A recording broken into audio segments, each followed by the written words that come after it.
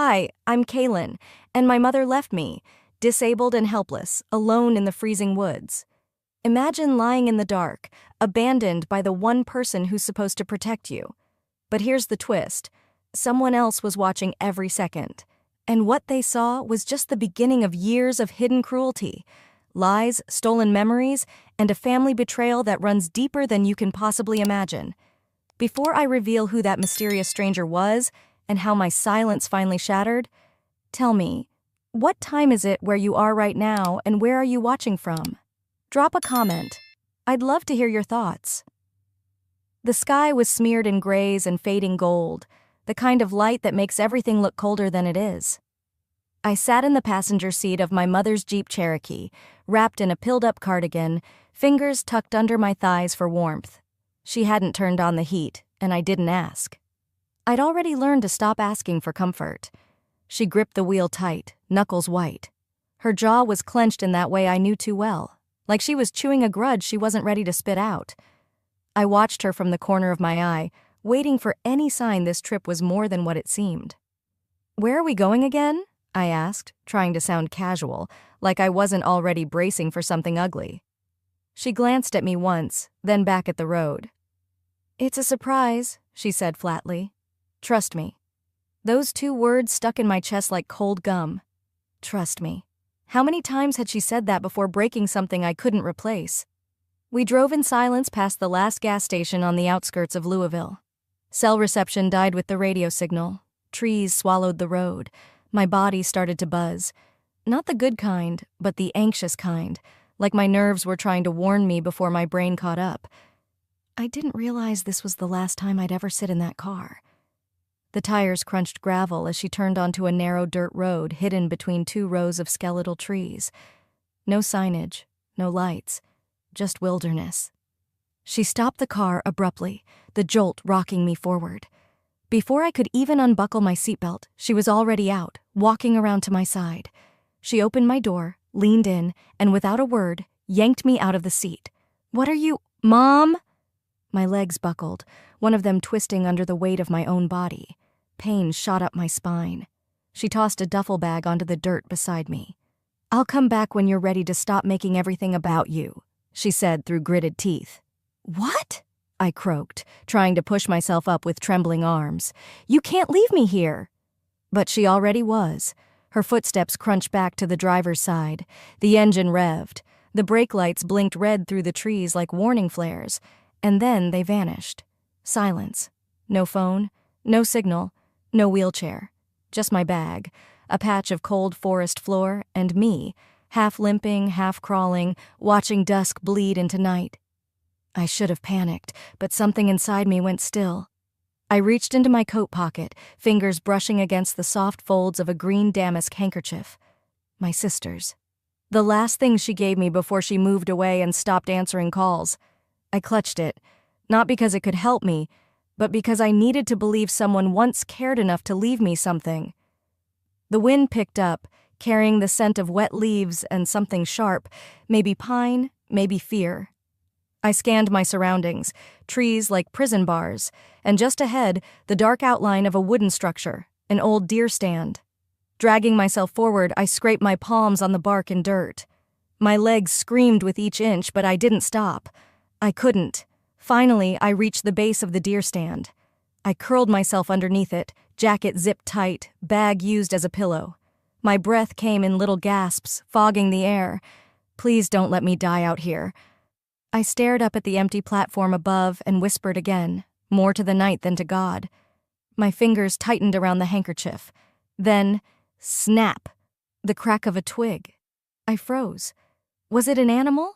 The wind? Or someone watching? I pressed my lips together and waited, heart thudding so hard I thought it might give me away. This wasn't the first time she left me behind, but it's the first time I might not come back.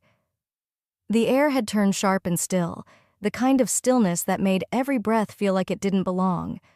I must have passed out for a while because when I opened my eyes, the last sliver of light had slipped away, replaced by a sky so dark it pressed down on me.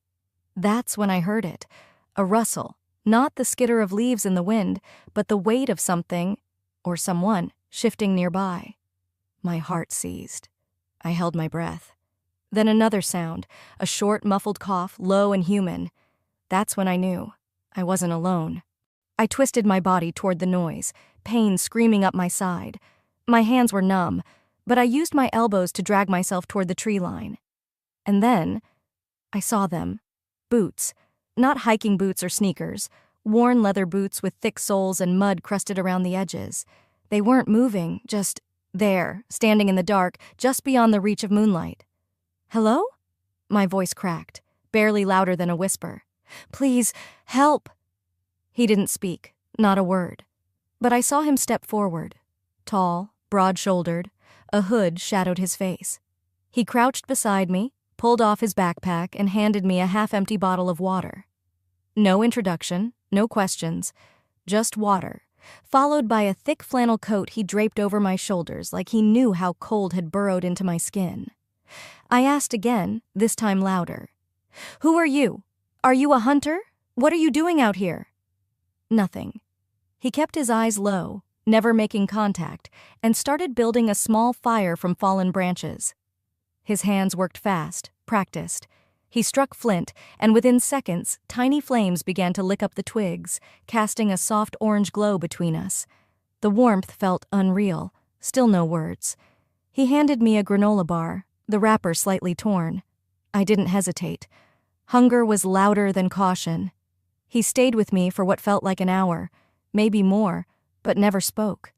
Then, just as quietly as he came, he stood, pulled his hood tighter, and disappeared back into the trees. I wanted to call after him, ask him not to leave, but the words caught in my throat. He never looked back. The flames crackled beside me, sending flickers of light across the trunks around me. For the first time, the woods felt less like a death sentence and more like a pause. Like something was holding the night back for just a little while, but I knew it wouldn't last. Meanwhile, miles away in our too-perfect home with its polished hardwood floors and overpriced candles, my mother poured herself a glass of wine.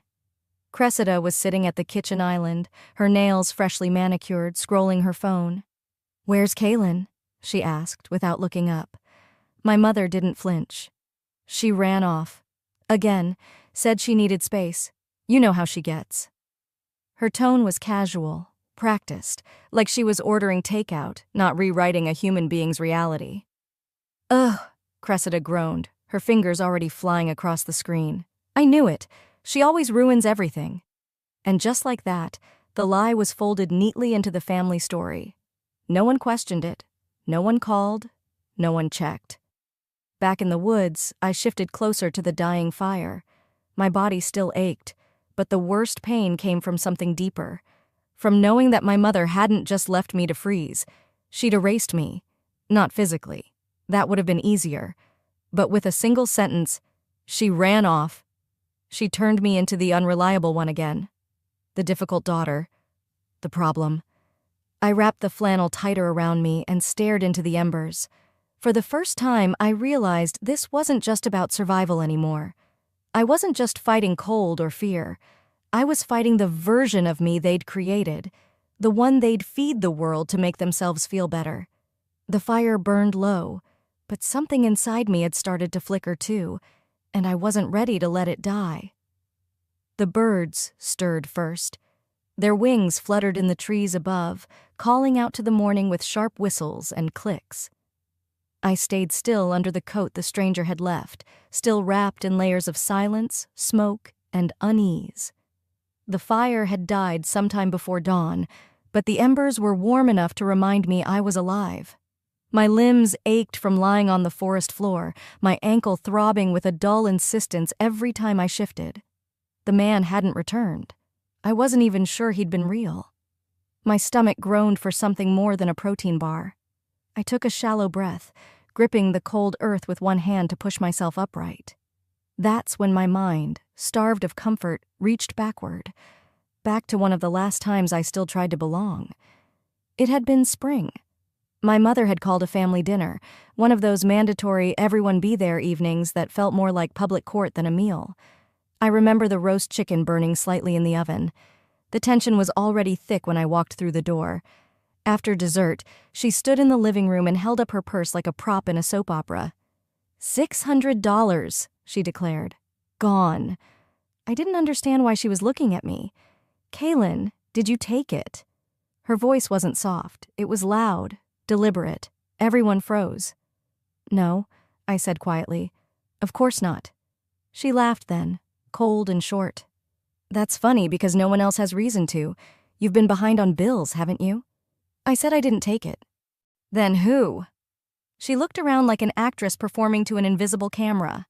It always ends up being you, doesn't it? I wanted someone to step in. Maybe my cousin Jonah, who I'd once helped hide his report card from Aunt Lucille, but he avoided my eyes. Even Cressida, my sister, stared at her phone like she didn't know me. That night, I'd gone to my room, heart pounding, fists clenched, and that's when I saw her. Cressida, slipping a thick envelope into her leather tote. Our eyes met. She didn't flinch. She just smiled and walked out of the house like she owned it. I said nothing, because it didn't matter. They needed me to be the failure. The scapegoat made their reflections a little easier to look at in the mirror. They loved the lie more than the truth. It kept the family machine humming. And when I tried to protest, I became too sensitive, too dramatic, always the victim. That wasn't the only time they turned my own words into weapons. A few months after that, I came home from physical therapy and found my old journal lying open on the kitchen table. Cressida was reading it aloud. Sometimes I feel like I'm screaming into a void, and no one in this house hears me, she said in this exaggerated, whispery voice, like some tragic actress. Everyone laughed, even Uncle Barry, who used to sneak me candy during card games. Kaylin the poet, he chuckled, so dramatic. I remember standing there frozen. I had drawn in that journal. I'd poured myself into it.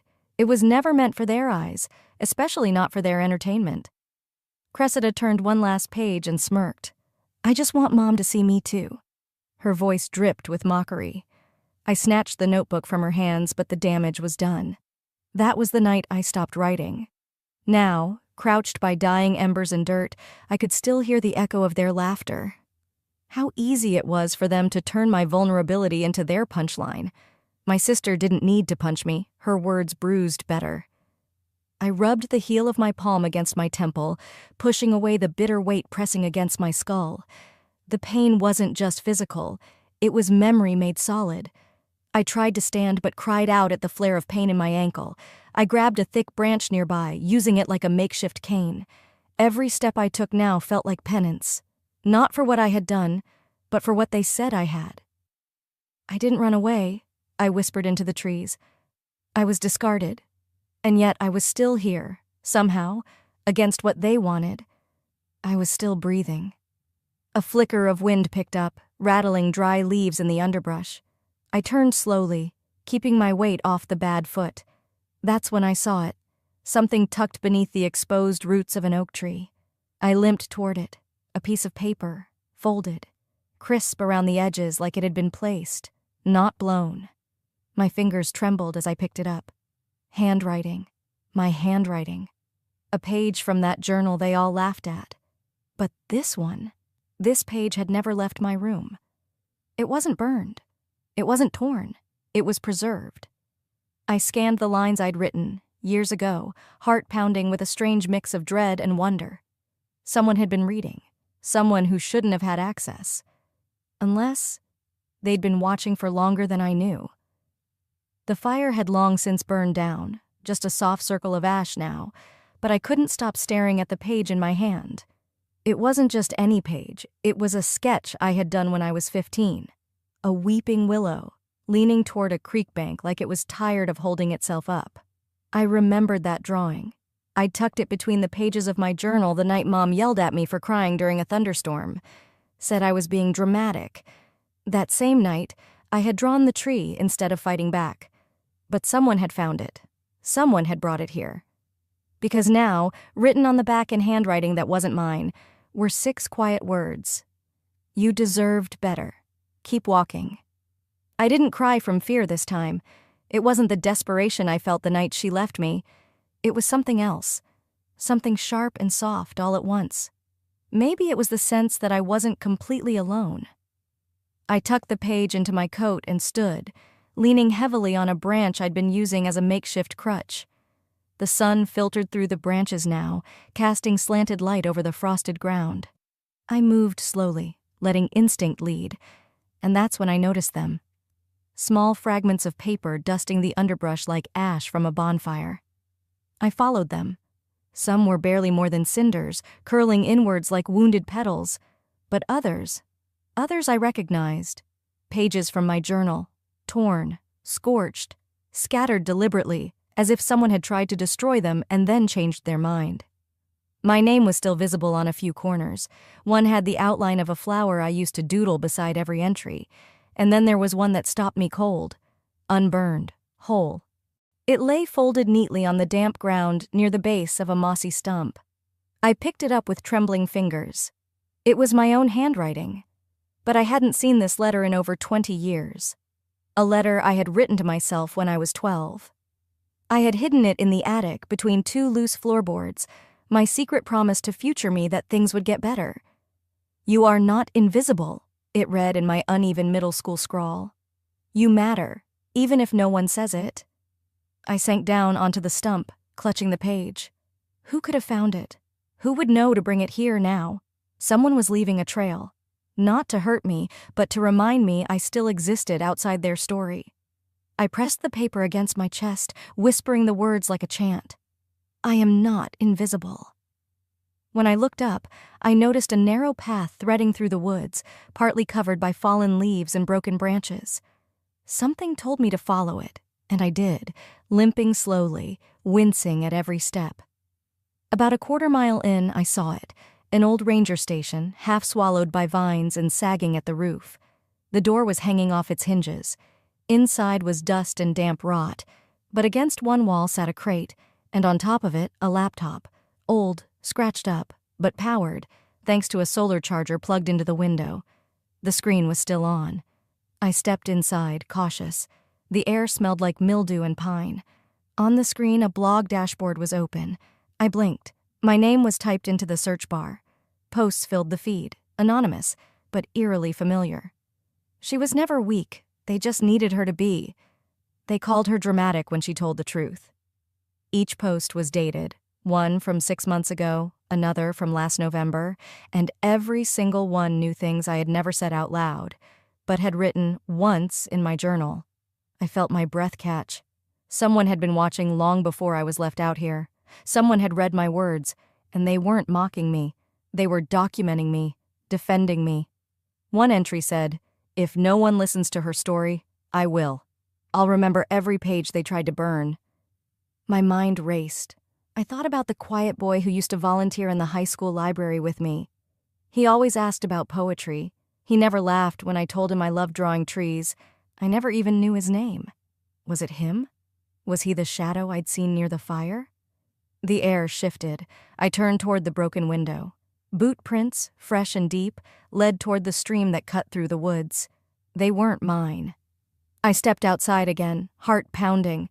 On the other side of the clearing, just beyond the tree line, something moved. A figure. Watching. I didn't feel fear. Not this time. I took one step forward, then another. Not away from the unknown. Toward it. Because whoever they were, they had seen me.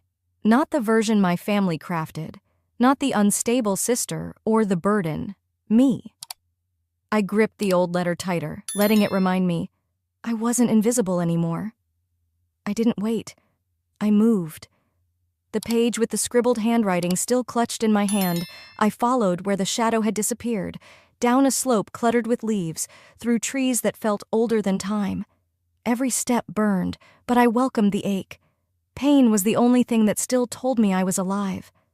The forest thinned gradually, the sky opening to a hazy late afternoon light.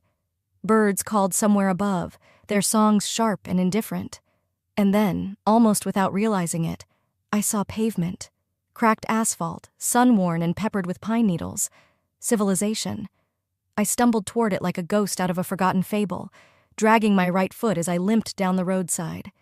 Signs of life emerged, a fence, a mailbox, a gas station with one flickering neon light, and then, just ahead, a small town diner. Warm light glowed from inside. People sat in booths, silverware clinked, laughter spilled onto the sidewalk. And that's when I saw them. My breath stopped, truly stopped, as if my lungs had been punched. There, in a booth by the window, sat my mother. Her hair perfect, her nails glossy around a wine glass. Next to her was my stepfather, chuckling as he shared a joke with my brother and Cressida, who tossed her head back laughing like she hadn't just signed my silence. They were sharing fries, like I didn't exist, like they hadn't left me to die in the woods 2 nights ago. I stood frozen outside the glass. I couldn't hear them, but I didn't need to. Their body language spoke loud enough, shoulders relaxed, eyes lit up. My mother reached for another bite. My brother scrolled on his phone. No one looked even slightly shaken. Not a single worried glance around the restaurant. No sign of grief, panic, or even a missed text. They hadn't reported me missing. They didn't think I was lost. They meant to leave me. I wasn't someone they were looking for. I was a mistake they'd corrected. And just when I thought I might actually shatter into pieces right there on the sidewalk, I saw her. River. My younger cousin. The one who used to braid my hair on Saturdays and sit next to me at family dinners when no one else did. Her shoulders were tight. She wasn't laughing. Her eyes found mine through the glass. And for a second, the noise disappeared. Everything blurred except her face. Her lips parted. "I'm sorry," she mouthed, slowly, clearly, twice. My heart thudded painfully. I remembered now, weeks ago, she had walked into the living room while my mom and Cressida whispered in the kitchen.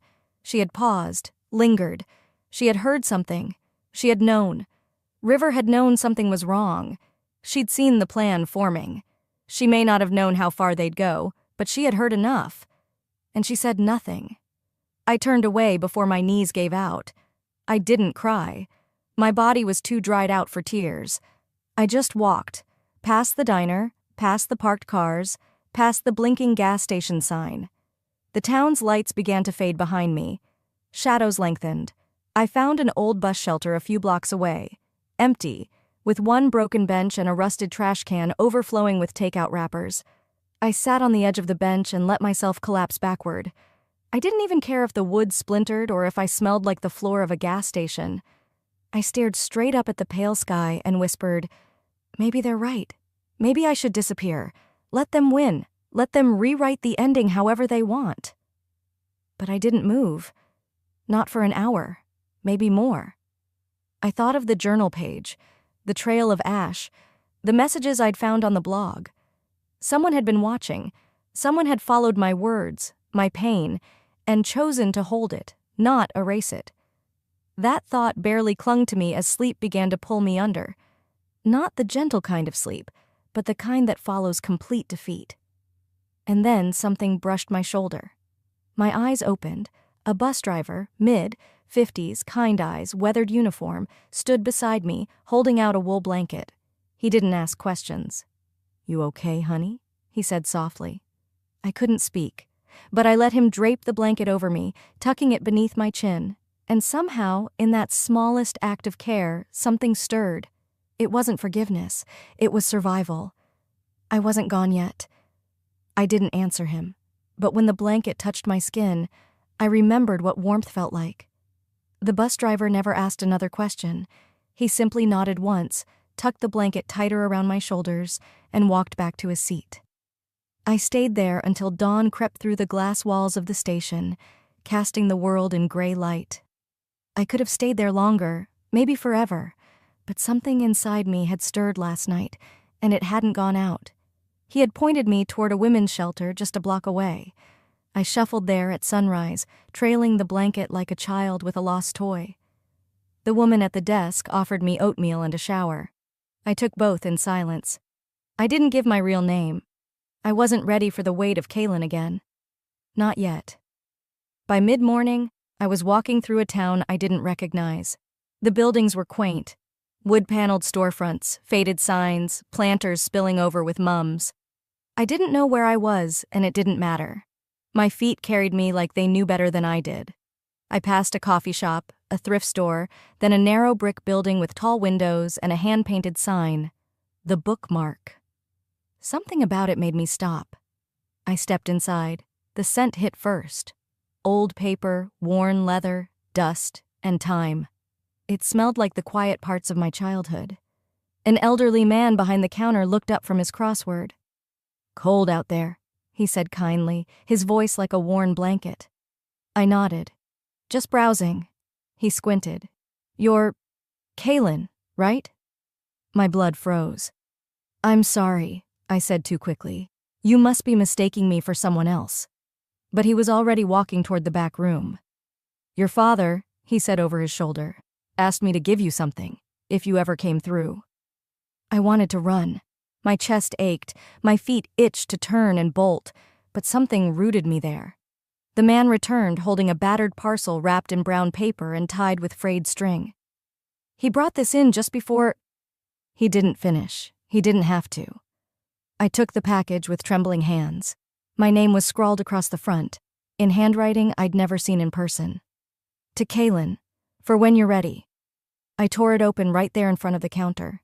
Inside was a journal, the leather cracked and soft with age. I sat on a bench beneath the front window, cradling it in my lap. The first page was a letter. "Kaylin, if you're reading this, then I hope you've found your way back to yourself. They took so much from me. I tried to fight. I tried to reach you. I hope this is how I finally do." I flipped through the pages, dozens of them. His handwriting slanted and restless. Letters to me, birthday messages, thoughts, sketches of a willow tree I used to love. He had tried to contact me for years. There were court transcripts, records of blocked calls. One entry. "She's being hidden from me. Her mother says she's not ready, but Kaylin deserves more than silence." Tears fell onto the pages, making the ink blur. In the far corner of the store, I curled up with that journal like it was the only solid thing left. I read every word. I clung to them. This man, my father, had seen me, maybe never in person, but in spirit. He had never stopped looking. I stayed there for hours. The clerk didn't rush me. When I finally stood, I felt different. Still bruised, still angry, but less alone. There was something sacred about knowing I'd been loved by someone who'd never gotten the chance to say it out loud. Someone who tried, even when no one believed him. Even when my mother made him disappear from the story. I walked out into the street, the journal held tight to my chest like a secret. Across from the bookstore, I spotted a small cafe. My stomach growled, but it wasn't just hunger. It was need. This time, I walked in. I ordered a cup of tea, sat near the window, took out the tiny notepad I'd stolen from the shelter and wrote 3 words: "Start over. Remember." 2 weeks later, I stepped off a regional train just outside Seattle, wearing a thrift store coat, a scarf that didn't match, and a name no one had ever called me before. I rented a cheap studio on the outskirts with what little I had saved from working part-time at a print shop in the small Washington town. I didn't talk to anyone about my past. I barely talked at all. But every night, I painted. And every morning, I looked at the canvas and told myself, not yet, not until the story was ready. Now it was. I had submitted the piece under the name KH49 to the curated anonymous gallery for emerging artists. I didn't care about selling it. I cared about what it said, because the canvas spoke louder than I ever had. It was a girl behind a glass wall, her hands pressed flat, her mouth open in a scream no one could hear. The name of the piece, The Forgotten Room. I stood in the back of the gallery, arms crossed, hidden behind a post of promotional flyers. My hair was longer, my walk less limp. No one looked at me twice, until they walked in. Cressida, heels too high for someone trying to look relaxed. Mom, wrapped in one of her ivory shawls, the kind she wore to PTA meetings and court hearings depending on what image she needed that day. They didn't see me, but I saw them, and I waited. They made their rounds, laughing at abstract pieces, whispering about artists they didn't know, judging like they always did. Then they stopped in front of my painting. Cressida tilted her head. Weird. Feels familiar. Mom chuckled without pause. These sad artists think silence is a personality trait. Her voice echoed louder in my ears than it did in the room, because it was the same cadence she'd used the night she pulled me out of that car. But this time, I didn't flinch. I didn't look away. The gallery host stepped up to the microphone. "Thank you, everyone, for coming to this year's Emerging Voices Showcase," he said. "Tonight, we'll reveal the names of the artists behind each anonymous work." My fingers tightened around the crumpled tissue in my hand. The host continued, walking toward each piece. Applause followed each name. Then he stopped at mine. "And this," he said, "is The Forgotten Room by Kaylin Halverson." There was a silence so thick the air seemed to solidify. Then a sharp sound, glass hitting the floor. Cressida's wine stem rolled toward a nearby wall. Mom's mouth hung open, words forming but never arriving. I stepped out from the shadow. I didn't wear a smile. I didn't need to. "You told me no one would ever listen to my story," I said. Tonight they stared at it for 20 minutes, and not one of them looked away. Murmurs swept the room. Not one person moved. Cressida's eyes locked on mine, no longer sharp, now pleading. Mom's cheeks flushed, not with embarrassment but rage. Because I had broken the script. I had spoken without her permission. But I didn't stay to hear her response. I turned and walked out, my boots tapping softly against the polished floor, step by step, until the doors closed behind me. Snow had started falling. Slow, heavy flakes that clung to my coat. For the first time, I didn't feel like I was hiding. I wasn't running either. I had stood still, spoken truth, left a mark. Some stories didn't need to scream. They just needed to be seen. I came back to my tiny rented room with the intention of disappearing again. No phone calls, no gallery follow-ups, no more second chances for people who had already written me out. I dropped my bag on the floor and fell into the chair by the window, thinking it was over. I had told my story in the only way I knew how, without names, without confrontation, without screaming. But the world has a way of responding when you stop asking for permission. The first email landed around 7 a.m. subject line. "Thank you for painting what I couldn't say." Then another, and another. A therapist in San Diego asked if she could feature my piece at a trauma fundraiser. A legal advocate from Portland wrote, "If you ever need counsel, pro bono of course, just say the word." But it wasn't just professionals. It was students, mothers, people who had been silenced by someone they trusted. "Are you the Kaylin?" I didn't answer them right away. I just scrolled. And then, the TikTok. Someone had filmed the reveal. The clip was barely a minute long. My painting, my name being read out, the silence that fell, the wine glass that shattered. It went up with a caption that read, "Daughter paints her trauma. Family stares, unaware." In 48 hours, it passed 1.8 million views. Comment after comment piled up beneath it. "She didn't paint this, she bled it." Her mom just stood there and laughed? Disgusting. This is why we believe the quiet ones. I didn't cry, I didn't smile. I just stared. And then the emails shifted. A journalist from Seattle Ledger, an old art teacher, my former high school counselor. But the one that chilled me came from someone unexpected. "You should know, Child Protective Services just reopened a file. You might be contacted." Attached was a scanned photo. Me, 12 years old, arms crossed at the edge of a school hallway. I remembered the day. My mother had accused me of cutting class. I hadn't. I was waiting for the nurse to clear me to return to gym. Apparently, someone had been watching even back then. My hands trembled as I reached into the back of my drawer and pulled out an old device, my high school iPod, duct-taped and half dead. I charged it overnight once I got it working, scrolled through the voice memos and found it. April 14th. Porch. I hit play. "You're not mine anymore. You're just weight. You think you matter? No one ever cared." Her voice. My mother's. Raw. Unfiltered. I had recorded it without realizing, probably trying to record a song. But I had kept it. Out of fear, proof, or just habit. I posted it. No caption, no tags, just a black background and the date. By evening, my inbox overflowed. And then came the knock. I thought it might be River, my cousin, or even my sister, face full of rage. Instead, a man with wire-rimmed glasses and a press badge introduced himself. "Seattle Ledger," he said. "May I ask about the Forgotten Room?" I shut the door gently. My sister called the next day.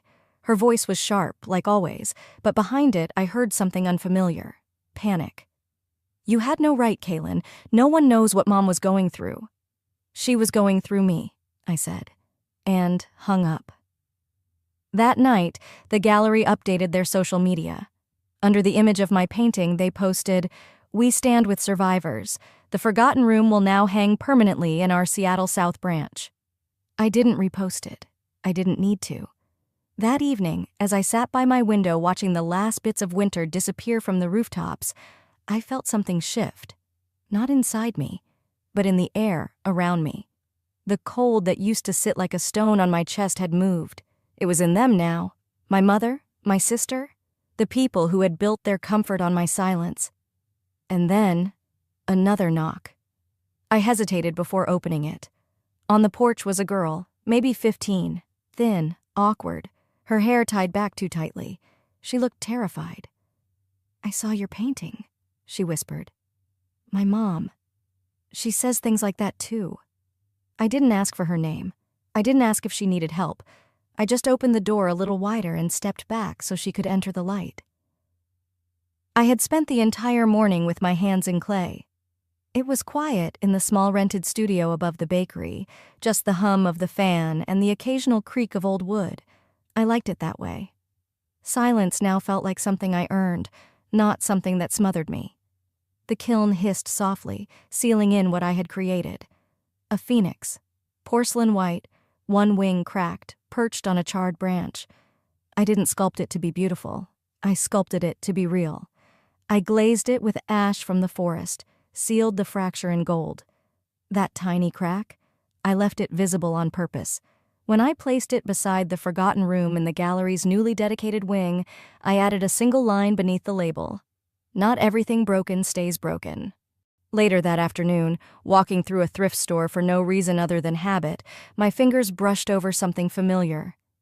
A porcelain bird, the same type Mom had shattered the night she accused me of stealing.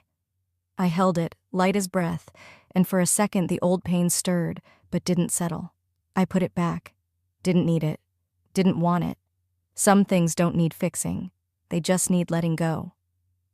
The next morning, I opened my email expecting nothing. What I found was short. From her.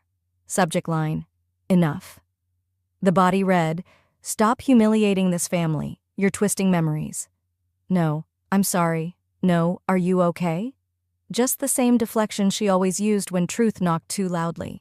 This time, I didn't cry. I didn't get angry. I didn't respond. Her silence used to break me. Now, mine protects me.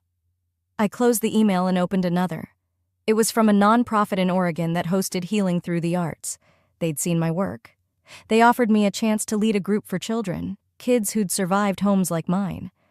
I didn't hesitate. 3 weeks later, I stood in a modest community center in Eugene. 15 children sat before me, some wide-eyed, some avoiding all eye contact.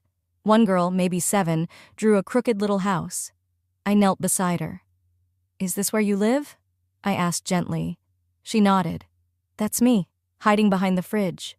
The air caught in my throat, but I didn't let the tears rise. I handed her another brush. "What would it look like if you came out?" She stared at the blank side of the page, then dipped her brush in yellow.